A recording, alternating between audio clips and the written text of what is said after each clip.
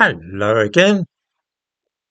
The phrase "Keir Starmer" is trending on Twitter today in reference to the fact that many people are suggesting that the Prime Minister is in fact homosexual.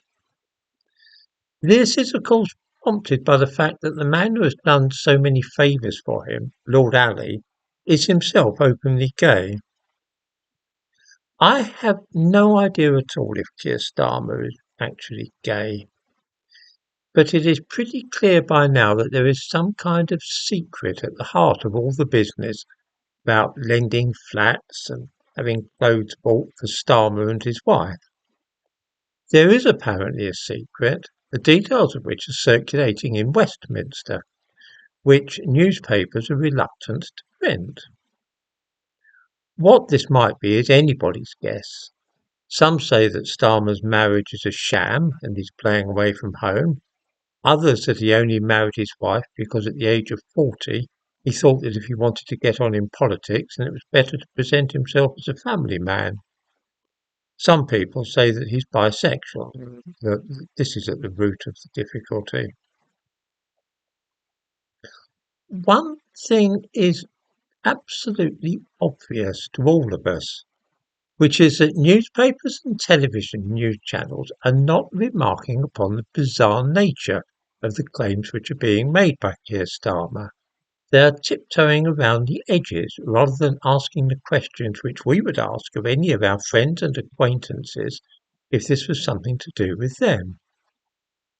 Imagine for a moment, if you will, that a friend told you that because he didn't want his son's revision for his GCSEs to be disrupted, he was going to uproot his entire family in the middle of the boys' revision and take them all to live in another house for 45 days. And he was doing this so his son wouldn't encounter a few journalists in the street outside his home. I think most of us would laugh at such an idea. What could possibly be more likely to disrupt a school pupil's life than to insist that he and his entire family move house in the run-up to his GCSEs?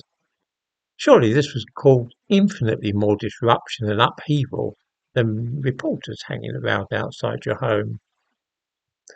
Those of us who have had children revising for exams would laugh at the idea that moving house during those crucial weeks before and during the examinations would be a way of reducing disruption and allowing the pupil to study more easily. Yet this is what is being claimed, that the entire family moved house for a month and a half for this very reason. It is obviously false, which prompts us to ask what was really happening. One story doing the rounds is that his wife threw him out for some reason, and he had to stay in the flat at Covent Garden for a month and a half by himself till she had forgiven him. This is possible. It's certainly more plausible than the idea that he moved his entire family to a new home to avoid disrupting his son's revision. The curious thing is that nobody in any newspaper or on news television channels seems to have remarked upon this or asked about it or pointed out how ridiculous the whole scheme would have been. What seems certain is that there is actually a secret, and that it's a big one. Since it's already being talked about among MPs, it's a racing certainty that it will be coming out sooner or later. My guess is that it will be sooner rather than later, because right now the business is overshadowing everything else politically, and each day new revelations come to light. I rather think that we shall hear about the real reason for all this carry-on within a week at the outside. It's in some ways a little unfair because Rishi Sunak was a terrible person when it came to financial business. Uh, what Keir Starmer is alleged to have done in the financial irregularity stakes is a good deal less, how shall I put it, significant than what Sunak was up to.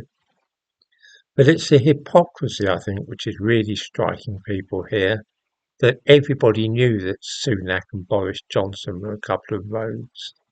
but that Keir Starmer tried to present himself as Mr. Clean. And when you set yourself up like that, as someone who is supposed to be the sea green incorruptible like Robespierre, obviously, when your little peccadilloes do come to the flesh, you're going to be judged more harshly for them.